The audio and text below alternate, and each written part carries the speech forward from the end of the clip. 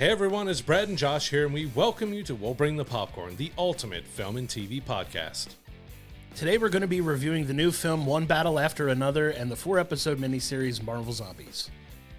One Battle After Another is the latest from Paul Thomas Anderson. It picks up telling us a story about the French 75, a revolution group who are trying to make changes by any means necessary. So, we kick off with Leonardo DiCaprio's Bob.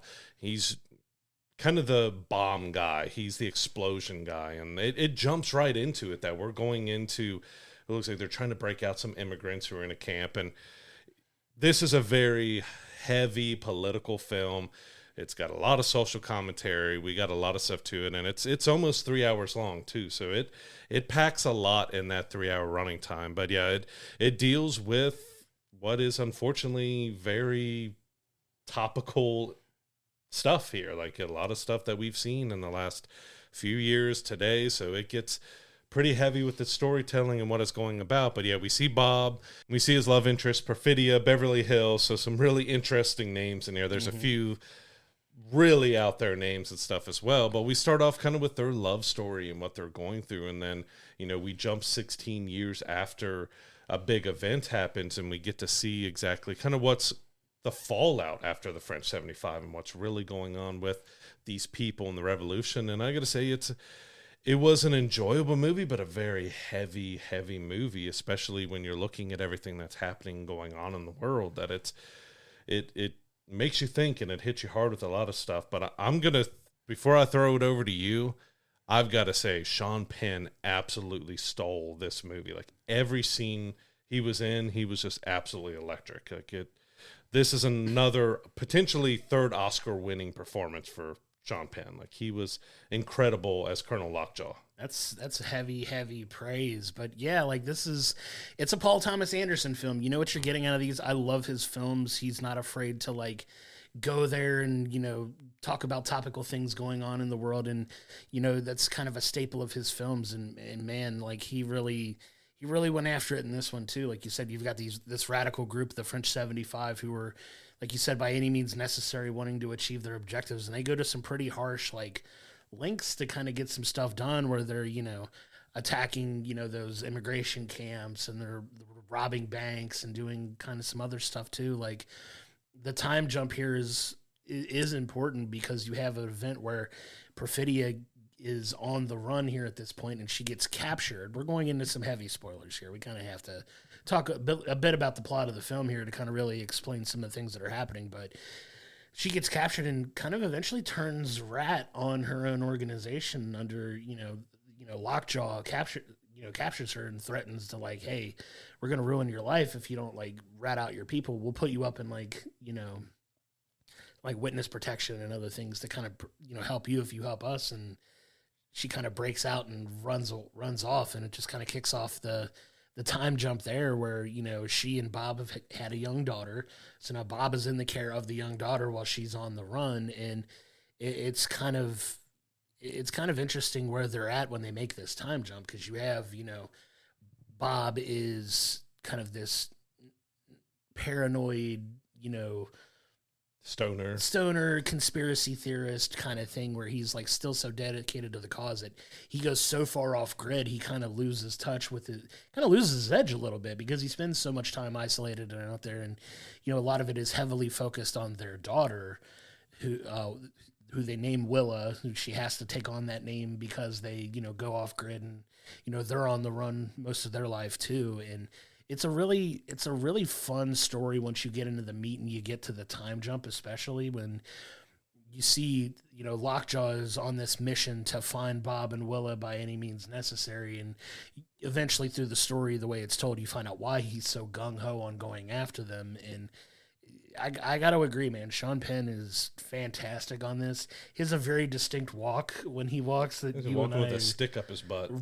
Almost literally is what it feels like, just based on how he walks. And I know you and I were kind of having some fun with that in the theater, just with the way he kind of carries himself. It's a very distinct. It's funny, but you have that balance that Paul Thomas Anderson strikes so great in most of his films, where it can be action heavy. It's got dark tones, but it's also got some comedic elements into it too. Like there's some legitimately funny things that happen in this film, and it's kind of done with some dark intentions, and it's just a really good time when you see a film like this. I got some enjoyment out of it too.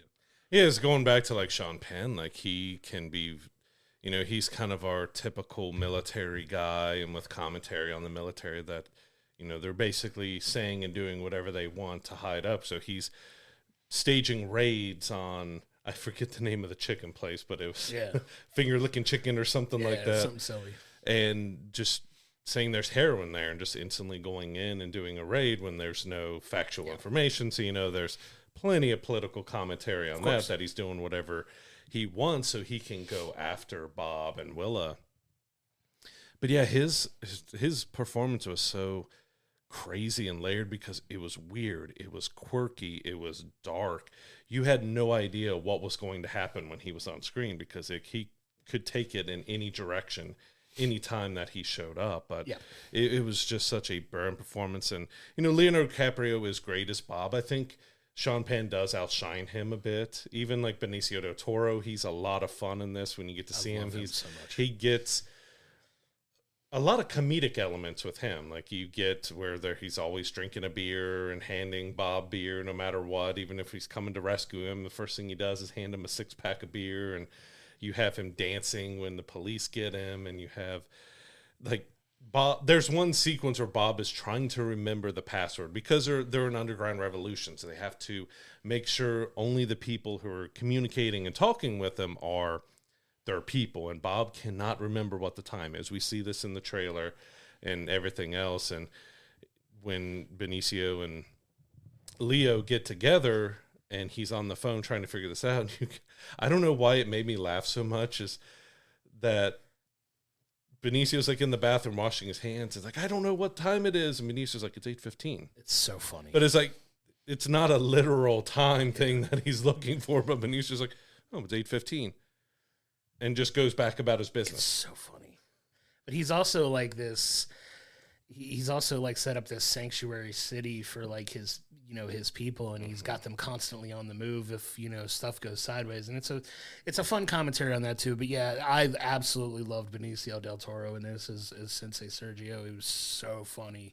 He gets a lot of the comedic relief while also playing this cool, collected, constantly keeping things moving, and has a good system in place for that, and he plays a pretty big role in helping Bob as well. But yeah, that whole scene with Bob trying to remember the thing and being on the phone with the revolutionary guy who isn't a day one, and he finally gets to talk to a supervisor who's like one of his direct friends, and the whole admonishing the guy for not helping Leo at that point is so funny. But it kind of harkens me back to like calling to like any company and having to do like the voice menus and all that stuff where you have to talk and you can't, you think you're saying the right things and you're not saying the right things. It was kind of a play on that in my mind. It was very funny and very well done. But man, this movie didn't take any, like, it didn't hold anything back from like taking shots at a lot of different things, a lot of different types of people. And I would be remiss if we didn't talk about the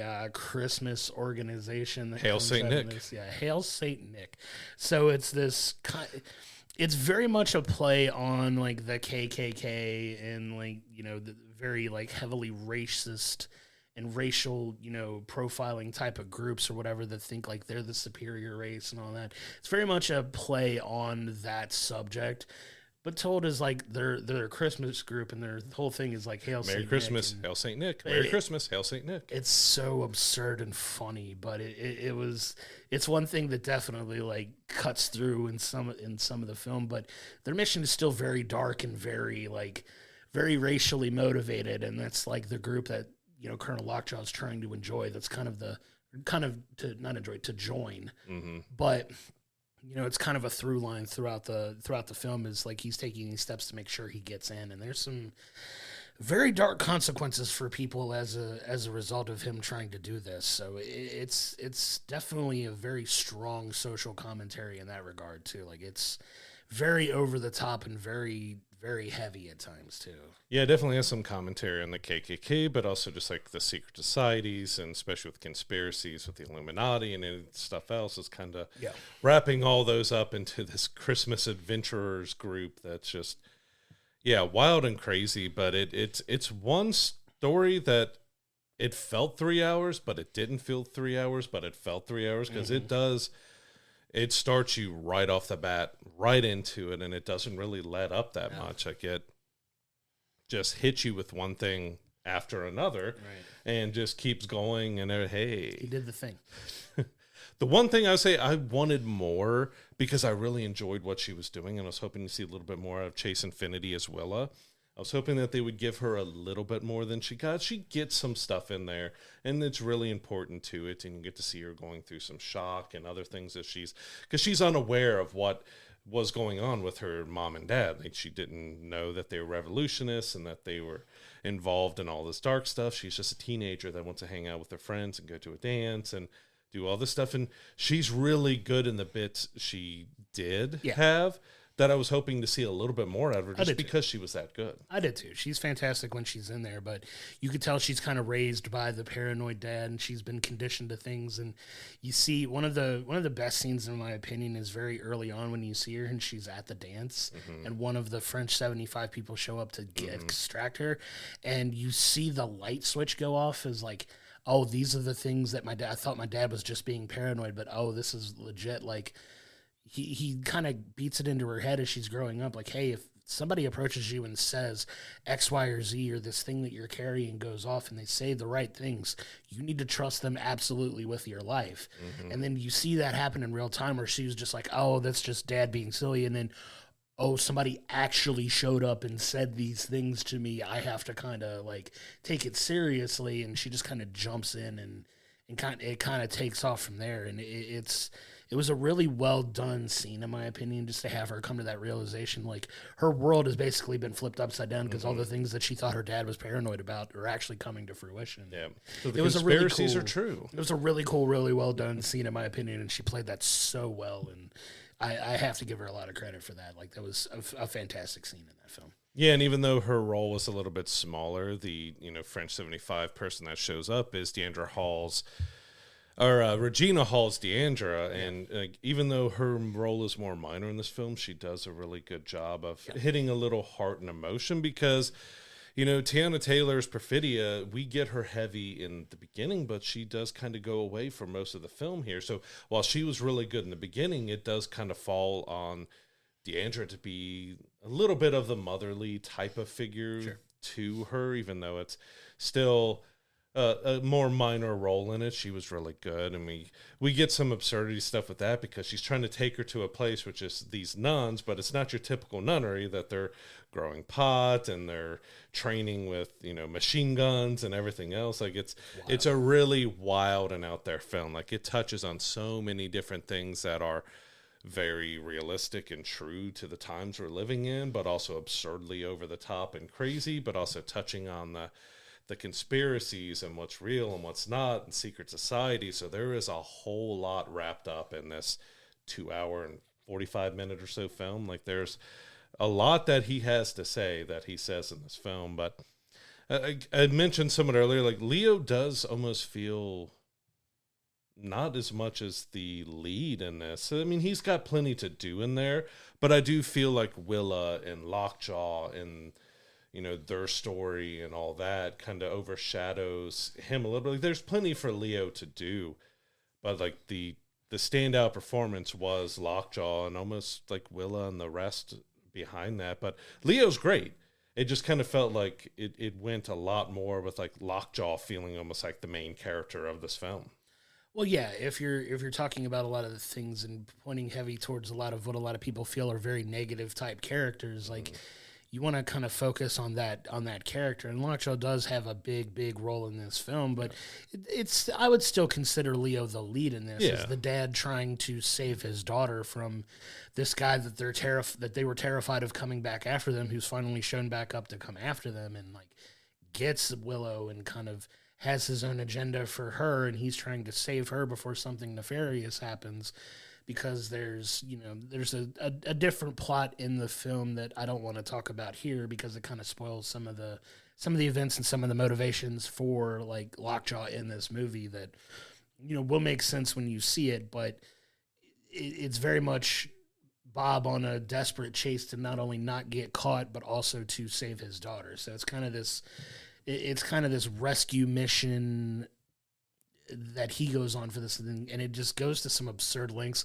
One of my favorite scenes in this entire movie, and I hope you know where I'm going with this, is when he's trying to escape the building from Sergio, and he hands him off to his buddies, who are significantly younger, because they're significantly younger. Bob's like this older guy now, and he's trying to go run across these rooftops with these kids who are just running and jumping and parkouring, and Bob's like out of shape, out of practice, jumping back into where he's not, the man he was 16 years prior, where he could do all I feel of like these he was things. running with the Ninja Turtles on the rooftops. Yeah, it was very cartoonish and over the top with that I was just cracking up, because I was like, this would also be me trying to run behind some of these young pups who were just parkouring over every little, and how that sequence every ended. little jump, and then how that sequence ended was so funny and so hysterical. Like it was really well done, and I love that scene.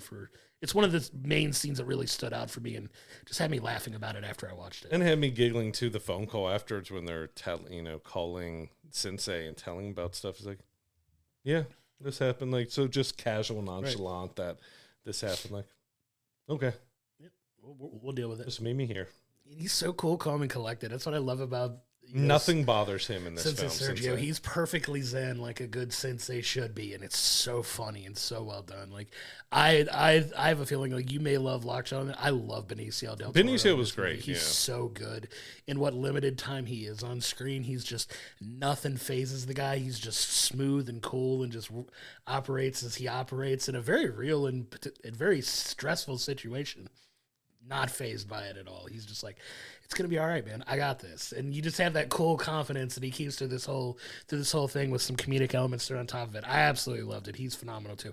I could see him getting nominated for some stuff as like a potential supporting actor in a film in this, and he's just amazing in this too. I loved his role.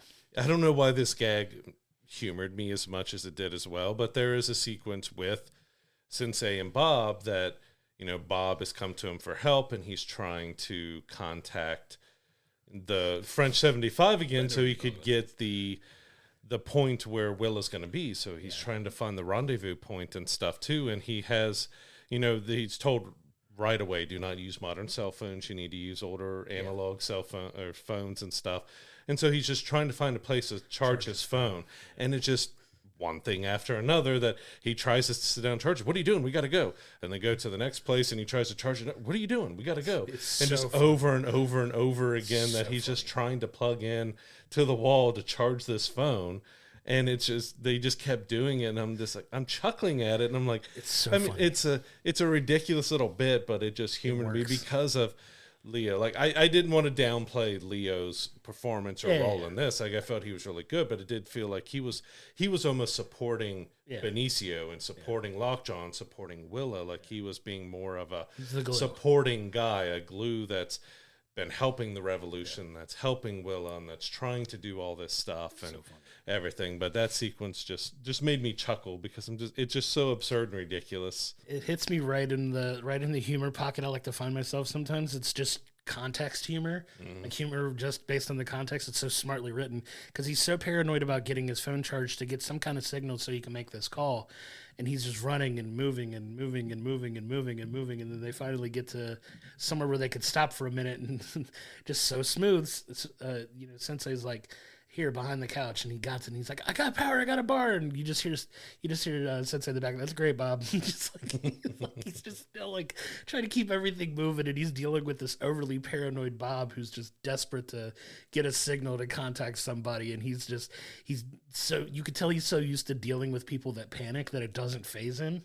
And it doesn't stress him out, and it's so funny. But that's just what makes that character so good. Like I said, it's that calm confidence this entire time where everyone around him is panicking, and he's just level the entire time. It's so good. So well done. Yeah, just absolutely nothing phases him through at all, no matter what he's going through. Like I said, there's a sequence where, he's been pulled over, and you get him, and then we've seen a little of the stills and everything else of it, but he just does this little dance type of thing that he does, and he's just even unbothered at that point, that he knows he's been helping immigrants be able to stay safe and get out, and that he's been helping Bob, and he's doing all this other stuff, but he's still just so unbothered, even when like the police come for him. Yeah, it's so good. He's fantastic in this. The only time you actually see him bothered is when Bob wouldn't jump out of the car. And again, that's a sequence we saw in the trailer and stuff. Yeah. He's just, that's only one time that you saw him get a little annoyed. It's like, Bob, four,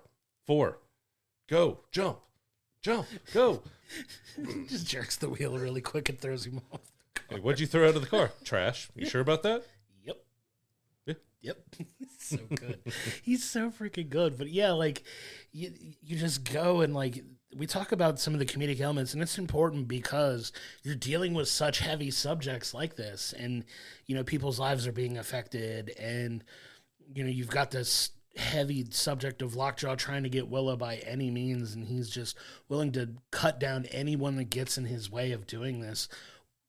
Because he's acting out of desperation, because he's trying to join this group and he's trying to tie up some loose ends, and you just it's very dark, and you get Sean Penn, who, like, on the other side, as much as I love the comedic kind of nonchalantness of Sergei, he's this desperate, dark, like, willing to achieve his objective by any means necessary character that he does such a phenomenal job at. And that's where you get this kind of duality that I really like in Paul Thomas Anderson films, where you can do really good at both. Like, if this were, and I think the marriage of the two is what makes it his movies so powerful and impactful, is you can have that balance where it can be silly and absurd at times, and you go straight to the other side where it's just absolutely dark and brutal and gruesome, and you can find a way to marry the two in a way that works. And in a lot of cases, not a lot of people can do that, where you can have that balance in a film that works so well.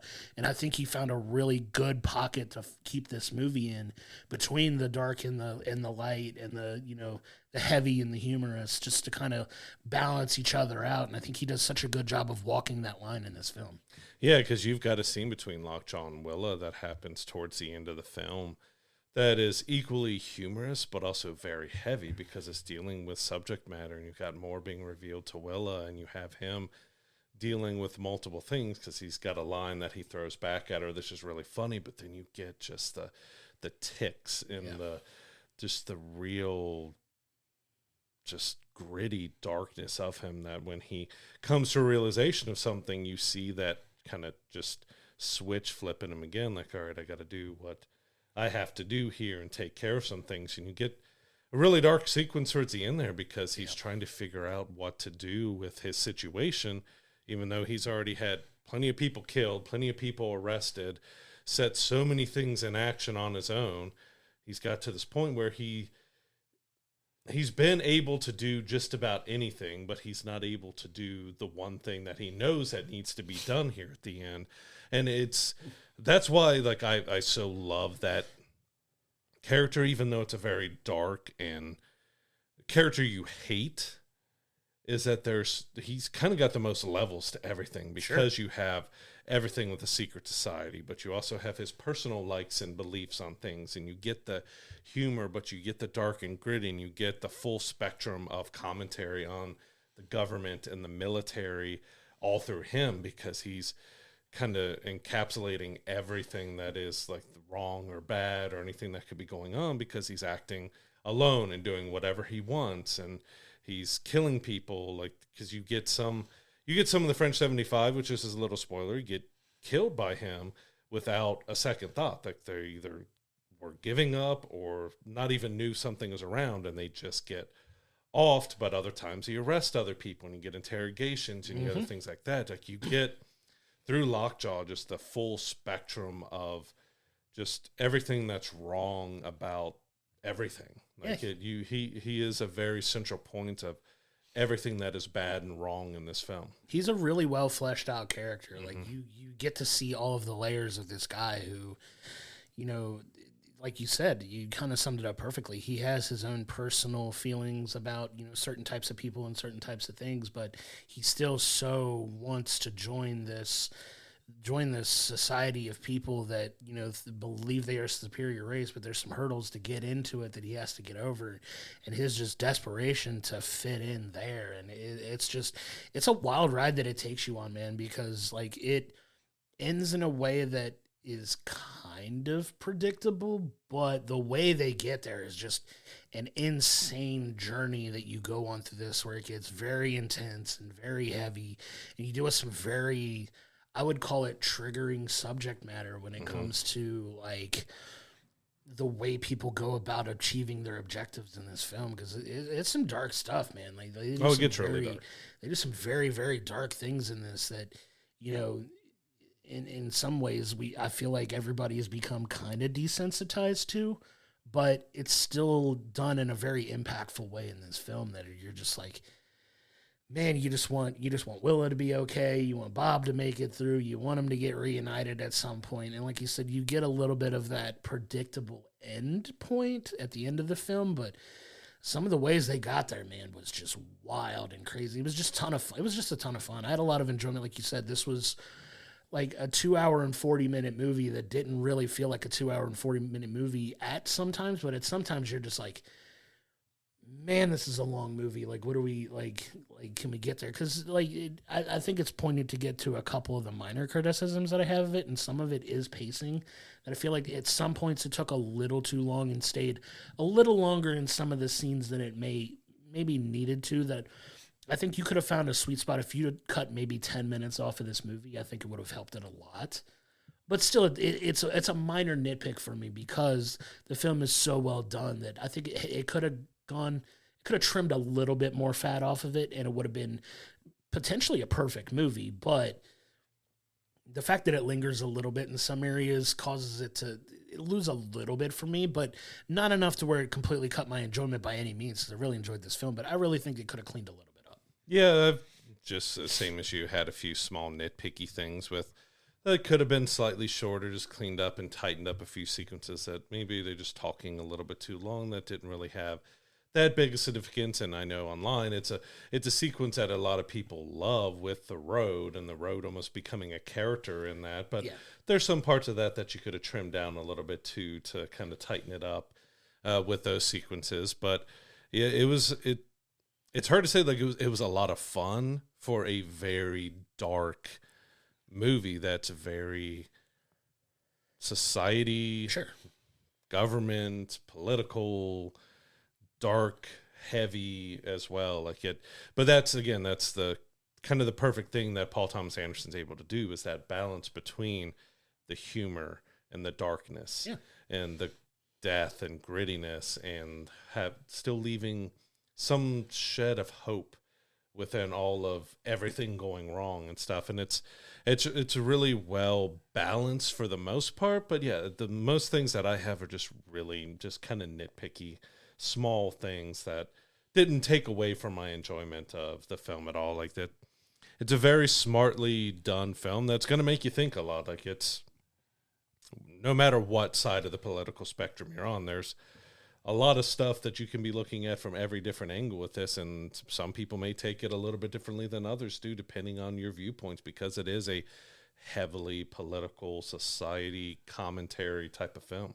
Yeah, and it's going to garner some very strong opinions, and it kind of already has. But yeah, I mean, it's one of those films that it's not afraid to go there. It's not afraid to speak its mind. It's not afraid to, take risks and do some crazy things. Is it a perfect movie? No, but it is very well done, very well written, very well acted and performed. Like they definitely got across the message that they wanted to, I think, in this one. And it's just so stylized and so well shot and so well done that it's definitely going to be in consideration when it comes time for award season.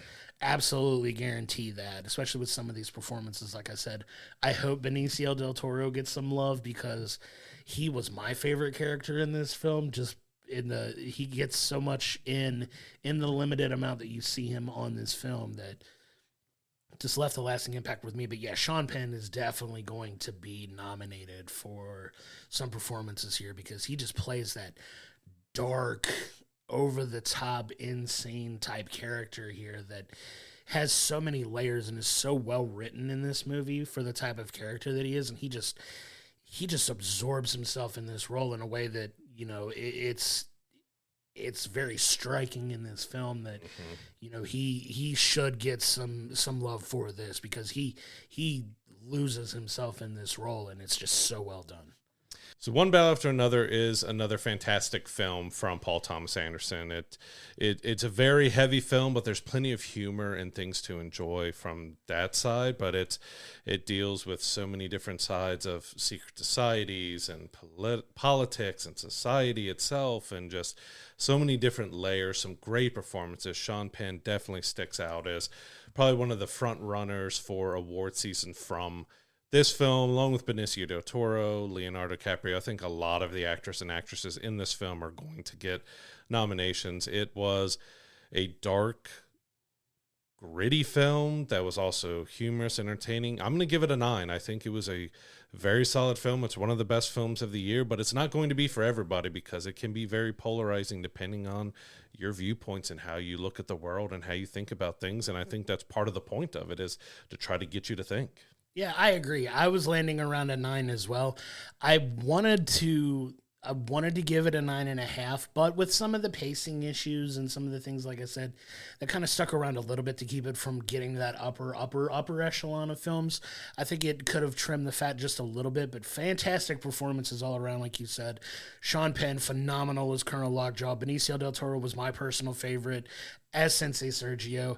Just a complete gem of a film that I'm definitely planning on going back and revisiting multiple times. It is one that is not afraid to speak its mind. It's not afraid to have opinions on certain things. It's not afraid to present people in a light. It's going to be a very polarizing, opinionated film for a lot of people, but I think in what it's trying to do with its ability to capture the humor along with a very dark subject matter, it does such a perfect job of landing the balance in that, and it's just a staple of a Paul Thomas Anderson film. If you're a fan of his previous films, you're going to love this one too. It is right up there with some of the other films that he's done that have been just so amazing over the years. He's a director who, every time I hear he's attached to direct a project, I'm going to go see his film as soon as I can. He's one of my personal favorite directors. I love the style of films that he makes.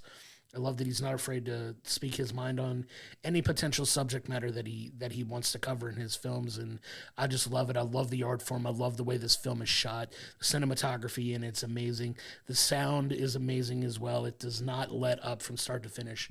It is one that is very worth your time to go and watch. Yeah, and even though we didn't even talk about sound and music, but it gets like, even the music gets so very frantic at times, where it's like almost to the edge of like annoying you, because it gets some, like, there's some very much so, yeah, sequences that are really like pinging hard, and it's getting kind of just real frantic all over the place music, but it's, you know, matching what's going on, but it's like it's kind of setting you into that mood, like, okay, what is going on, like, what is this music, what am I watching? Like, yeah, he does his art just so amazingly. Like, there's really hasn't been something that he hasn't put out that hasn't been in just such an incredibly solid film that everyone should go see, not only because unfortunately it does have a lot of things to say about the world in the last several years and everything else, but it's just a really smartly well done film that should be seen by everybody. So good. We cannot recommend it enough. Go check out this film. One Battle After Another is in theaters now. Come to our Discord. Talk to us about this movie. Leave a comment on the YouTube video if you're watching us there. Come talk to us. Let us know what you think about this one. This is one I'm excited to talk to people about, because I know it's going to have some very divisive opinions depending on what part of the political aisle you want to lean on. It's not afraid to speak its opinion there, and you can have types of feelings about that if you want to, but it's one that's definitely not afraid to speak its mind, and I get a lot of enjoyment out of that, and it's fun to have those conversations. It makes you think. Like, it does a good job of kind of like, hey, presenting these things. It is a sensationalized movie. Nobody is saying that there's people that exist that are exactly like this, but it definitely doesn't shy away from the fact that people like that do exist in the world, and it's a very well done artistic presentation of someone's opinion of this, and it's just very well done. It's a good movie. It's worth your time. Yeah, and as we've said, if you want more of these type of films to be made, if you're complaining about it's all being comic books or other stuff like that, if you want these more unique original films to get made and picked up, especially something like this, like bravo to the studios for not shying away from putting out a film like this, you got to go out and see it. You got to support it. It's definitely worth it. We are now partnered with Dubby Energy. Dubby is a clean energy drink to give you focus with no crash or jitters like other energy drinks. Dubby contains vitamins, amino acids, and 150 milligrams of caffeine. It also features 0 calories, no sugar, no fillers, and no artificial dyes. From Dragonade and S'mores to Push and Punch and Galaxy Grenade, Dubby has a wide range of flavors for you to choose from. Use code WBTP to save 10% off your Dubby Energy orders and look for a direct link in the audio and video descriptions. So now I want to take us into our TV review of the week. We have Marvel Zombies, the new miniseries on Disney+. This stems from a very famous What If episode where they talk about what if your favorite heroes were zombie characters, and this is kind of the kickoff point for that, where you have the zombie apocalypse, and that's where this is set. Now, some of your favorite Marvel heroes at this point have become victims to the zombie apocalypse and are zombies, but you have, kicking off this first episode, is your heroes in this case are the Young Avengers. So you get Kate Bishop, you get Kamala Khan, you get Riri Williams, and they're kind of this trio who's working to kind of survive in the zombie apocalypse, but it really kicks off starting with those three. And I'd be remiss if I didn't talk about the other sidekick, Friday, who happens to be in a Tony Stark suit with a teddy bear head, which is kind of some fun. I had to laugh at that as soon as I saw Iron Man so flying through the air with a stuffed teddy bear head on It's him. a very ridiculous visual, but it's so fun. What I think they do a really good job of in this show is you can tell where they found their footing a little bit in the animation style of What If. I know we had talked a little bit about, you go back in our archives and check out what we thought about What If, but you could tell for a little bit they were kind of struggling to find their footing in animation style. It is so smooth in this show, in this miniseries. The animation is stunning in this, and you can really tell that they found their stride, and it really gets to show off in this. But you get those three characters who, are kind of your kickoff point for this miniseries. Is they find this little tiny transmitter device, and they're on their way to find somewhere to get the message out that can help save the planet. And that's kind of the impetus here. And you get a very quick introduction in episode 1 to a character that you and I both have been clamoring for, and I think most of Marvel fans at this point have been clamoring for. We get an appearance of Blade, but it's not the Blade that we're used to.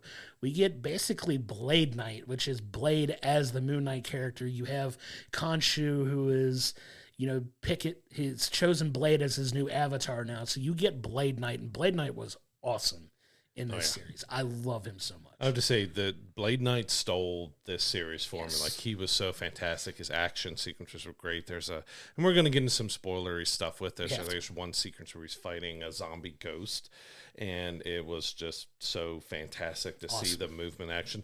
This also angered me because it's like, Marvel, you see how fun and great doing Blade can be in the MCU. Get that movie done.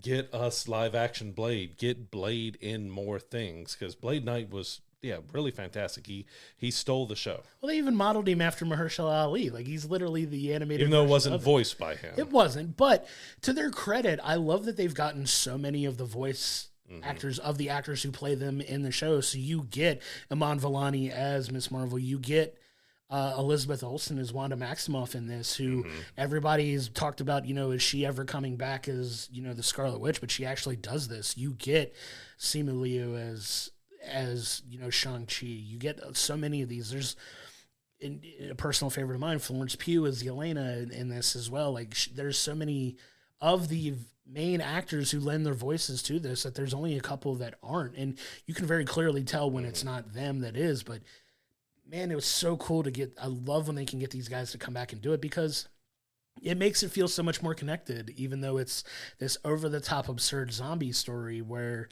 it is not afraid to go very dark, very violent. It is a very heavy TVMA for the brutality in this. And it's some of the things you can get away with in doing an animated series like this, but I love that they weren't afraid to go there. Yeah, they killed characters off fast and quickly, even ones that were not already zombies. We start with, because this is 5 years after that What If episode that we're kicking off, so we've got like Hawkeye and a few others that have already been turned, and Captain America, which that was just a wild sequence of Red Guardian and Captain America going against each other, because zombie Captain America is only the top half. Yeah. But you get a wild sequence of him rolling around on Red Guardian's shield and everything there, and that battle and fight was just ridiculous. Like, David Harbour is so good as Red Guardian, just allowing him to cheese it up and ham it up. Even in animation form, you're allowing him to cheese it up and ham it up, but you also get some more touching moments in this, because you deal with a lot of, he and Yelena, the widows, and all of that have taken over a SHIELD base in Ohio, and that's kind of where our main cast is heading to. But as you mentioned, we also have another kind of a side cast with Shang-Chi, and we end up getting like Spider-Man and Paul Rudd as a floating head Doctor Strange Ant-Man type of mashup in there. It's interesting to note that this became a miniseries because they wanted to use Spider-Man in it. They didn't have the rights. Of course, that's all still tied up with Sony and everything. They didn't have the rights to do film because that would count against what they have for Tom Holland and using him in the live action and stuff.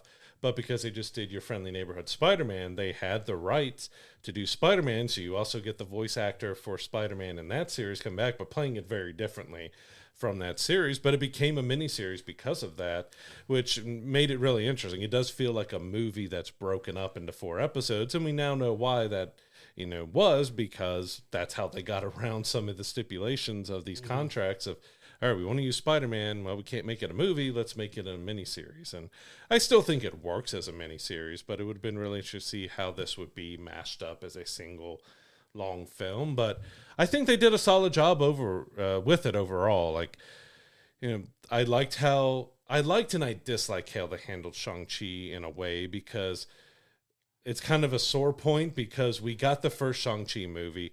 Really love Simu Liu in that. And as the character, we know he's coming back as Doomsday, but we haven't had much of anything, nothing at all since then. And so the way they bring Shang-Chi into this is before he's still Sean. He's not Shang-Chi. He's still working as the valet with Katie and everything. And so we kind of start off a little, so you're going to take Shang-Chi all the way back to the beginning, and we haven't had something in so many years. But I did think it was really neat how they handled stuff with that, because again, spoilers, we get a sequence where they're, it's the beginning of the zombie apocalypse here, and you've got Pym Labs blowing up, so you've got skyscraper zombies, and you have them all around there, and Shang-Chi gets bitten. But we actually get his dad showing up to help. You think it's a military, but it's his dad and, the group showing up, and his dad still has the 10 rings. His dad ends up giving up the 10 rings to Shang-Chi to save him. And so there's always one ring that he's got a zombie arm, and that ring, it's immortality powers and everything with it is keeping that from taking over the rest of his body. And I thought that was a really smart way of mixing in lore of different things, especially lore with the 10 rings, with the zombie apocalypse there. So even though I was a little irked that we jumped all the way back with Shang-Chi after not seeing him so long, I thought that was a really smart way to incorporate the 10 rings with the zombie apocalypse. Yeah, it was definitely, it felt like a jump back to take 2 steps forward kind of thing with that. And I cannot wait to see him back on the screen again and see how they use him, because he does definitely feel like an underserved character based on how they hyped having him in the MCU when, Shang-Chi originally launched. And I think that is probably the best case of the worst world timing for a character you could have had, because he did come out, unfortunately, like the movie came out in the middle of COVID, in the middle of everything that kind of could have kept that from being a bigger deal than it probably would have been under normal circumstances. But I think he may just be a character of just some terrible timing, and then also in a weird time for, Marvel as a studio, where they were going through a definite creative lull that some people may feel that they haven't worked their way out of back again yet. And then that's another argument for another time. But I love to see him. Another character that I love to see was Randall Park as Jimmy Woo. I love that Jimmy they included Woo him. Was so good in this show, and I was absolutely spoiled. It's not that spoiled. He dies eventually, but because so few characters actually make it out of this, that like just his death was brutal in just the worst of ways too. But he was so fun for the time we got to have him in. But you see them going on this journey where it takes, Kamala Khan does a lot of the heavy lifting, and she's kind of like the central focus character in this show. And she's so good. Like, I've enjoyed her as Miss Marvel. She was the highlight of the Marvels for me, honestly. And you see her as a character really shine here, that you kind of hope that they have somewhat cool plans for her going forward with like Young Avengers and her being a central focus point for that too. But she was really the central character here, and you go along this journey here with them, and you find out who is behind who's controlling the zombies and who's on their own mission here. And it's Wanda Maximoff. It's the Scarlet Witch, who's like the evil dead queen, who is not only a zombie herself, but she's trying to obtain the power to reform the world. And she's, on this mission, and she's doing whatever she can to stop. And they play such good foils for each other in this series that takes them along this 4-episode run, where that last episode, man, it really hit hard and hit heavy, because you get this absolutely insane fight between the major zombie horde and the characters that are remaining. And it was just such an incredible battle that just, it ends in some of the most brutal way you can think of a series to end. But I'll save it for when we get to the end for the last 5 minutes, because there's some interesting things that could potentially be coming out of it if they wanted to go that route. But because it kind of leaves on a little bit of a cliffhanger here. But man, it was a really fun journey that they take you on for these 4 episodes. Like, I was going in expecting it to be just kind of but I actually really enjoyed it. I love the story that they told. And it's a very easy watch, because you can watch it in 2 hours. Like, you can go and watch it fairly quickly, almost like the length of a movie. Yeah, I always say Marvel kind of missed an opportunity to have John Krasinski voice Jimmy Woo in here and switch it. Have him looking like Randall Park, but because that joke is never going to get old. Like, it's just a fantastic joke and stuff. But yeah, it was a really fun series overall. Like, the main heart of the story that we haven't fully touched on is that we do get a zombie Thanos who ends up collecting all of the Infinity Stones and stuff, but we also get, and it's a great touch, because I really want to mention about this. It's a great touch by Zeb Wells, the creator and showrunner of this, is that they have Black Panther in it. It's T'Challa, but he doesn't speak, and they said that was out of respect of Chadwick. Like, they didn't want to recast and have another voice, and he plays an important role in it because he's squaring off with Spider-Man and all that, with Thanos, of trying to stop this zombie Thanos from getting everything. And he's very crucial to the story, because he sacrifices himself to, push zombie Thanos down into the heart and the core of Wakanda to stop it. And that kind of sets off this explosion of just cosmic energy that we have another character, and I don't fully want to spoil what that character was. We go another character that kind of steps in and becomes the crux of this film afterwards. Amazing. And visually it was incredible to see, and I want to see that in live action almost. Like, that would be 1,000%. Incredible to see in live action. But that was just a moment that I really loved, that we got T'Challa, we got Black Panther, we got Chadwick in there without having to speak, and have him in there, that you could feel that was a tribute and an honor to Chadwick in there. And that's just bravo to them for deciding to do it that way, because it could have easily done another Black Panther or recast and had a different voice, because there are several people who are not voiced by their original actors and stuff in there. But I love that respect to have T'Challa in there and have him play a pretty crucial part, but keep him silent, so it's a tribute to Chadwick.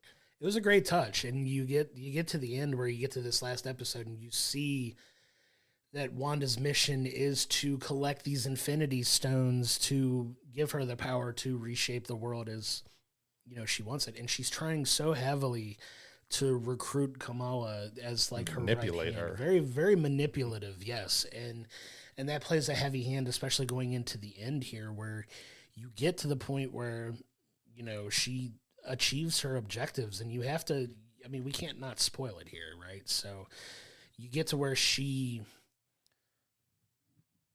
gets the power, and then she's basically gives her an ultimatum, like, hey, if you want to make it through, you got to join me, you got to help, like, we could save everyone if you work with me, and you just have this really powerful sequence. But yeah, man, the ending, I don't know if you want to go into it now, or if there's anything else you want to touch on first, or I think we can jump on it. We're trying to talk about most of it. It's only, it's 2 hours, 30-minute episodes, so it's hard to not just talk about plot, absolutely every plot, because we want, if you're really interested, to be able to go check it out and not have every single thing spoiled. Like it's a really hard balance when we're reviewing this stuff, a lot of times after it's come out, quite a bit after it's come out. This is just a few days after it's come out, but we want to make sure people have plenty of time and have some secrets and that kind of stuff. So yeah, I think we can go ahead and kind of talk about the ending. So we will be giving some heavy spoilers here about the ending, because I'm a little mixed on how they ended it, Sure, and I'm curious to see what you thought about that ending. Sure. So you get to the end here, you get Wanda achieving her goals, and she gives this ultimatum to, Kamala that, like, hey, if you join me, surrender yourself to me, we can save everyone. We can save your friends. We can fix the world. We can reset everything. And just in her her last desperate hour of, like, she makes a very powerful statement like, this can't all have been for nothing. And she's basically the last one standing. It's like her against everyone else here. And she just kind of succumbs and takes her hand. And then you just get this weird bright flash where she's back home in New Jersey. You have her mom yelling upstairs in a very typical Miss Marvel fashion. Like, hey, you got friends at the door. You walk in and you open up and you see Riri and Kate, or at least you think it's Riri and Kate. And you have, them just going on a fun little day in New Jersey where, they go and, like, according to them, nothing's really happened. Like, everything's normal. Life's normal, and nothing. You didn't just go through the zombie apocalypse, but you get, in very typical dark cliffhanger fashion, you see these little shimmers of these people you're looking at may not necessarily be what you're looking at, and you can kind of tell that's Wanda playing with the reality stone and kind of warping Kamala's reality here to show that she thinks her friends are alive. And then you get these little shimmers where she can see that there's these people walking are actually zombies, or are they zombies? And you get what's kind of a little bit of a cliffhanger with Riri, who you thought may have succumbed in the fight to the zombies, as, like, trying to get through to Kamala, like, hey, what you're seeing is not real. Like, we can still do this. Like, let's go. And you leave this very grim, like, Kamala trying to stay in the reality that her friends are alive, while also seeing that maybe the friend that she thought was alive is still actually alive, and there's still hope. And what does that leave for a potential second season? And that seems to be where we kind of leave off here, is the potential second season of Marvel Zombies. Is it going to be a full story arc where they get to save the day? I don't know. Like, we don't know what's happening here, but I can see where a lot of people have a very, very mixed bag on this based on how it ends, because it feels a little absurd at the end, but it also kind of makes sense given how they've presented Wanda as a character here, who's been more than willing to create this alternate reality to kind of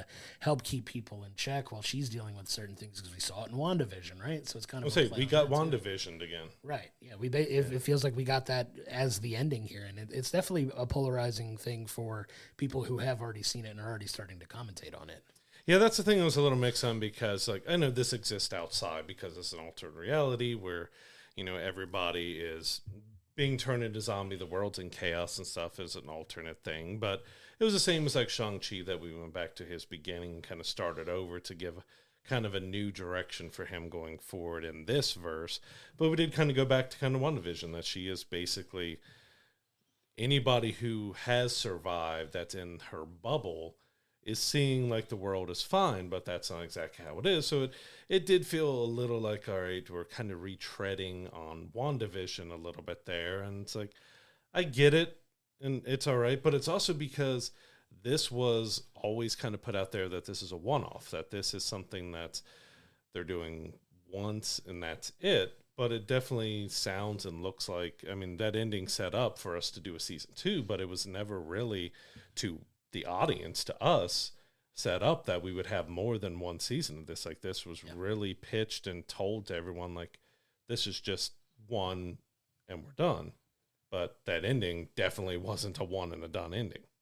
Yeah, I mean, it kind of speaks to, and I know we really didn't get to cover any news this week, but there's some other rumblings coming out of Marvel that a lot of their animated shows aren't just going to be like a one season type deal, because there's talks of, obviously we know there's multiple seasons of Your Friendly Neighborhood Spider-Man, there's going to be multiple seasons of X-Men 97, and that kind of leaves the door open for this to be kind of a continuation too. But where do they go from there? Is it like a whole redemption arc where you're doing a zombie series, but it winds up with the world being fine? Like, is obviously not completely canon, as you have like so many of these characters who, you know, either haven't existed in Marvel yet, or they have no other use for in any type of property. Because if you go back to episode 1, there's a really cool fight between two very, very OP, high-powered, and I don't want to spoil who they are just for people that want to watch it, two very high OP characters, one of which we know Marvel has no plans of ever using again, and one that they very clearly probably will for other things, like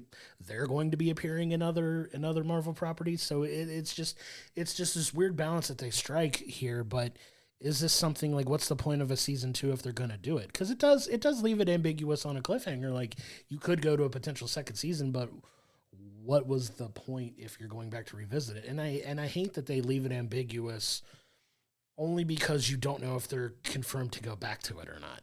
Because like you said, this has always been pitched as a one-off.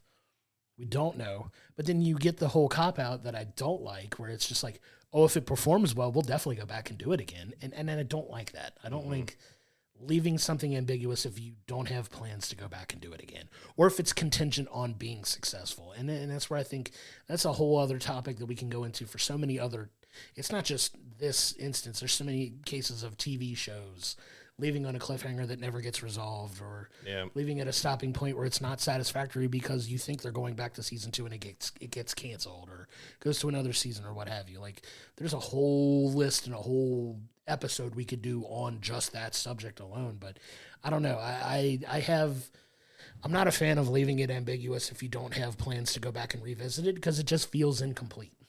Yeah, because you don't know, like you said, where do we go from here? We know it's going to be something about Kamala trying to break out, and we see who's left, but we lost just about everybody that we could think of that we had in this and stuff. So you're going to have to introduce some new. So, like, depending on how long it's like this took 4 or 5 years. It takes a long time to do some animation stuff, because they said they included Blade in this because it was when Marshala was announced that he was going to be Blade. So like, all right, we expect the Blade film's going to be out by the time this comes out. So we have a nice tie into the Blade universe and stuff. Of course, that never happened. We have Doomsday. We have Secret Wars coming up. We could potentially, if we get a second season, and more likely is going to be well after Doomsday. So do we get Doctor Doom? Do we get any of the X-Men? Do we get any of that kind of mashing Fantastic up into Four, this world? Yeah. I would love to see Ghost Rider show up in the zombie apocalypse. Perfect. You get like, where was he? Like, come on, that's a character that's perfect for a zombie apocalypse to, go on just an absolute rampage and stuff with it. But yeah, it was. I wasn't expecting it to be open-ended, so that left me like just like, okay, like you're setting up to something, but it was, at least to us, was never planned to be multi-season. And yeah, you give the lines like, well, if enough people watch it, we can do more. And I get maybe Marvel's being a little more hesitant on stuff and they're not greenlighting everything. But if you put something out that it's said to the team that you're doing a one-off, end it like a one-off a little bit more solidly, so that you can, if you decide to go do a second one, you can still find something to pick up from. Yeah. But if you don't, then it ended well. This one did leave me in the WandaVision like, hey, this isn't resolved. This isn't kind of finalized. We still have some problems and some issues and some things that have to be worked out. And yeah, it was one of those that was just like, it wasn't bad, but it was also, when I go in thinking that this is a limited time event, that you're going to get the full conclusion of the story that they're trying to tell. And clearly there's at least one more season worth of story to be able to tell with this, which I'm not mad about potentially having more of this, but it's more of that everyone went in thinking that this is it. Yeah, it's all about subverting expectations at that point, because like you said, I'm not anti a second season of this. I'd love to see the story continue, but when you have that expectation going in, that it's going to be a one-off, and And, we understand not everybody going into this is going to have that knowledge necessarily, but it does skew our opinion on it because we do know, because we, nerd out about these things like we do. Like, we know going in that it was supposed to be a one-off, and it's left as doesn't feel like a very buttoned up kind of thing. I'm almost thinking I hate to kind of like fantasy book this or what have you, but like if you could have wrapped it up where it's just the end and she wins and it's just kind of a dark note and she just reforms the world in her image and it's just a zombie world at that point and she's got everything she needs and it's buttoned up nicely, wham bam, thank you ma'am, done. It doesn't have to have a happy ending. It doesn't. Yeah. Like, and you could just been, all right, cool, we're done, wham bam, we're done. It was a fun story, but like they gave it a valiant effort and you just feel heartbroken for everybody that didn't make it. Boom, done. Like, you can leave it on that, and I would have been perfectly fine with it. Now you left us with hope that there's more to it. Right, and I get it. You play with that hero trope a little bit, but like still, it's just like you could have left it and it would have been fine. But I'm not. That's not to say I'm not excited for what they could potentially do if they do a season 2. But at the end of the day, we don't know, and that's the maddening part about it. Like, we don't know if we're going to get the follow up on this, and if this is all they're giving us, it has to, in the moment, skew how I would score it. You know what I'm saying? Like, if we give it a rating, and I'm just like, it's going to have to knock off a little bit for me for an overall rating, just because we don't know. Now, the fun part would be if they do go do a season 2, do we re-rank season 1 knowing that there's going to be a season 2 now? Yeah. And could it maybe bump up the score for what we gave it here? And I'd like to maybe keep track of that if we could, if they go back and revisit this, to see, does it change our opinion now on season 1, knowing that, okay, we got a season 2 and we got this definitive conclusion to this story. Does it affect how we feel about it now? Then when it happens, potentially, versus how we feel about it now. Yeah, it'd be fun if we do get a season 2 to go back and like binge it all at one time and see how it fits together. Because the other thing is that you hope that if they do a season 2, that it's not going to be something that's completely out of left field and it changes everything, and it doesn't kind of, as you said, it feels like a movie. That was split up because they needed to do so to get access to a character.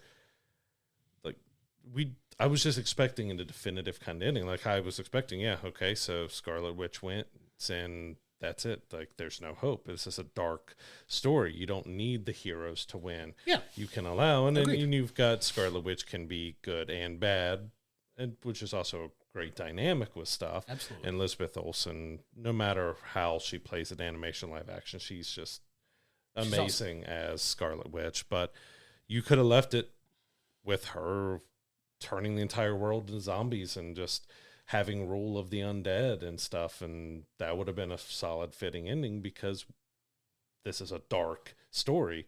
We don't need that happy ending. Right. And you just don't know how it's gonna play out, and that's kind of where I landed with this as far as like wanting to grade it, because I got enjoyment out of it, but not knowing whether they're going to follow up on it, it's going to have an impact, unfortunately, for sure.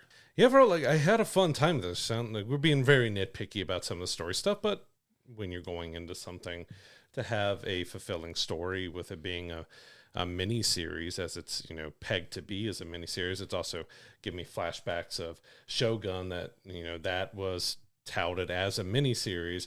We absolutely loved and adore that show, one of the best shows I've ever watched. And then it ends, and well, we got 2 to 3 more seasons. It's like, get if something's popular or going good, but if you have a certain story and you're telling what's supposed to be a singular story and ending it there, and then you're either leaving it open or going ahead and running with more, it's just like, it just leaves that kind of like, wait, what? Type of feeling to it. Like, we hope Shogun season 2 and 3 are fantastic. We hope we get a second season of Marvel Zombies, and it maybe concludes it there, but it just kind of left with a weird feeling at the end when it left it so kind of ambiguous, because you thought this was it. Right. I agree. But in the end, Marvel Zombies, the new animated miniseries from Disney Plus, is kind of a mixed bag with the ending, given we don't know. It's ambiguous if there's going to be a season 2 or not. It was originally presented as a 1-season miniseries, kind of end all be all, finish it up. But the animation style, gorgeous. It's very well done. The storyline is a lot of fun. The ending is kind of a mixed bag that leaves us wanting a little bit more when we were hoping for a more definitive conclusion. Now it's up in the air if we don't know if we're getting a second season or not. So based on the fact that we don't know where we're going from here, if we're going anywhere at all, it's going to unfortunately knock down the rating for me just a little bit. I'm going to give it a 7.5 out of 10. I really like the story a lot, but it loses some of its luster when you present it as a one mini-series season, and now it leaves it ambiguous, like, okay, we could go back to it if we wanted to. I don't like when series do that. I know it's not completely up to the people in charge of making the show itself, but to give them a little bit of that wiggle room feels like a little bit of a cop-out to me, just based on the fact that it felt like it was only going to be a one-season thing. I'm going to knock it a little bit as well for kind of backstepping a little bit for some of these characters that we're used to of seeing, like Shang-Chi, who felt like we went back all the way to the beginning in a way that kind of worked, but I still wanted to see a little bit more from him. And then obviously the ending with the WandaVision-esque Scarlet Witch stuff that we got at the very end just kind of left me feeling a little bit miffed. But overall, I really enjoyed the story they told. There were some really cool moments here featuring some characters that we know we're not going to see again, but also one that got a really cool story in that 4th episode, especially, that I'm excited to see if they do follow up on it. It's going to be fun, but in the end, I got to give it a 7.5. I really wanted a little bit more from this, and I really wanted it buttoned up nicely, but unfortunately, we just didn't get it. Yeah, I'm right there with you. I was between a 7.5 and 8, but you hit all the points that I also felt about. I did feel a little like about how they went backwards with Shang-Chi when we got to see him finally again, and we got Simu voicing him again. But I did like the little touch that they did with the rings with that, so I was all right with it after the fact.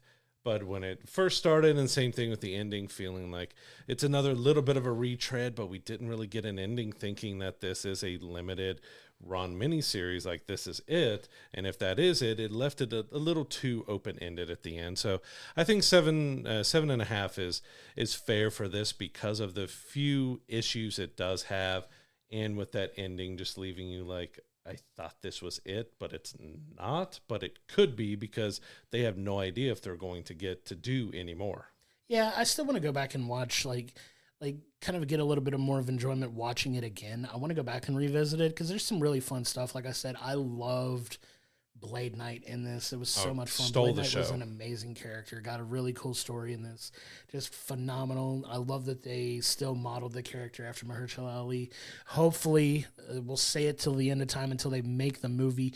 Get Blade done. Stop screwing around. Like, get it done. We need Blade in the MCU. It's such a cool character. There's so many cool characters that I want to see them explore a little bit and finally reintroduce into the MCU. I'm really hoping they follow up with Blade and get that movie done. But yeah, I mean, it just, I get so stuck on that.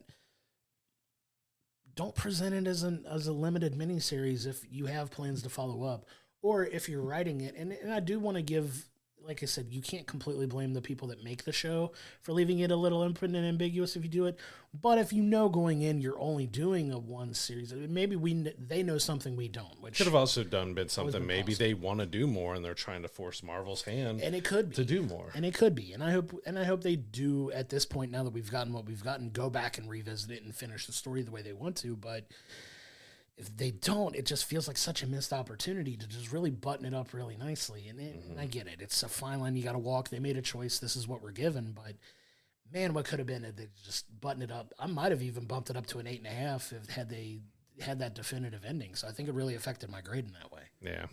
Yeah, but all 4 episodes of Marvel Zombies is out on Disney Plus now. Go check it out. Let us know what you thought of it. Like, we are being a little critical, but we really enjoy from the comic run and also the What If episode of what they've done with this zombie world.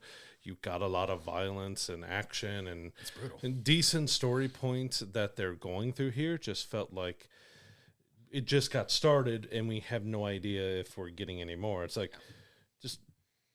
it just left us feeling weird afterwards. That's the best way I can say it. It just kind of felt like it's done and it's over with, but it doesn't feel like it's done and over with, but we have no idea if it's continuing. Right, and that's unfortunate because it's a really well done story. It's very brutal in a lot of cases. Like, it's very violent, and in good ways, and you get to see some fun interactions with characters that you just don't get to see in regular movies, and that's part of the fantastical part of doing a zombies series like this. But it's a lot of fun, and like I said, I love that they get so many of the MCU actors to come back and do the voices for the animation.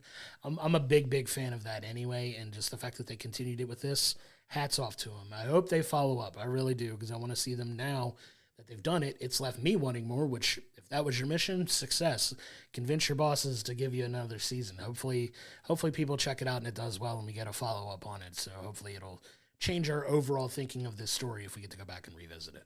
Yeah, this was a really interesting week of combining Marvel Zombies with One Battle After Another because of just how different they are from each other and stuff. I still would love to see Marvel do a What If in live action. For sure. Do a limited series of that, because we've talked about it before, that you could have so much fun with, especially like after Doomsday and Secret Wars, you can go back and take Channing Tatum's Gambit on a mission in an episode. You can do a live action Marvel Zombies in an episode. Like, there's so much.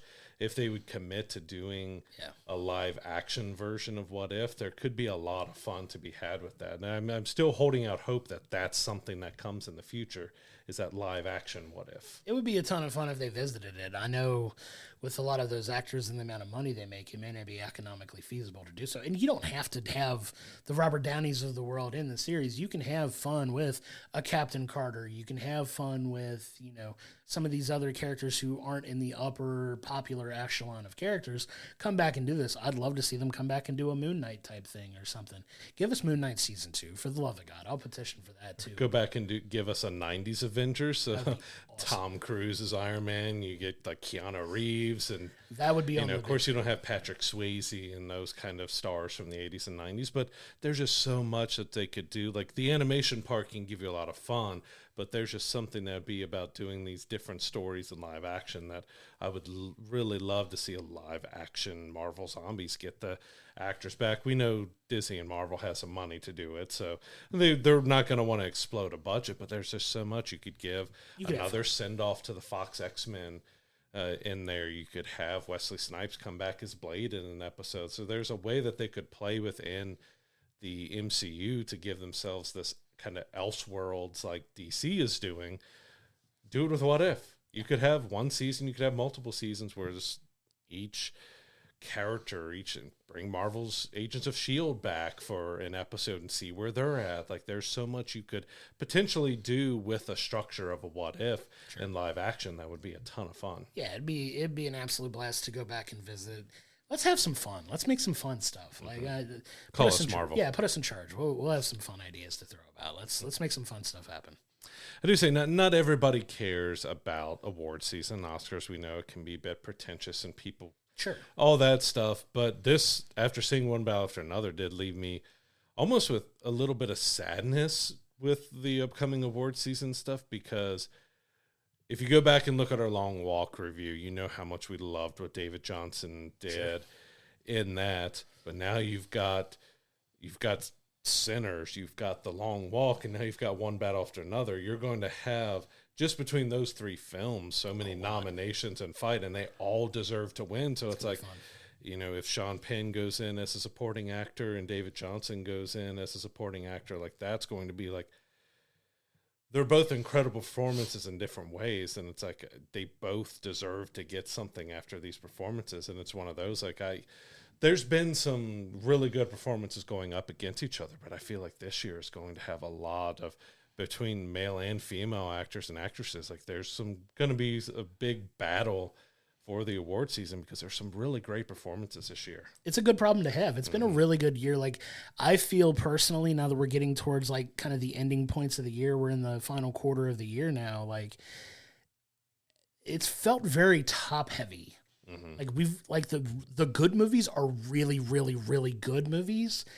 And then you just have like a fun mix of just kind of kind of there, kind of like one off. You don't have to go back and revisit it, but we've gotten the movies that are good are really, really, really good this year. And I'm very thankful for that too, because we've gotten some absolute gems this year that have come out.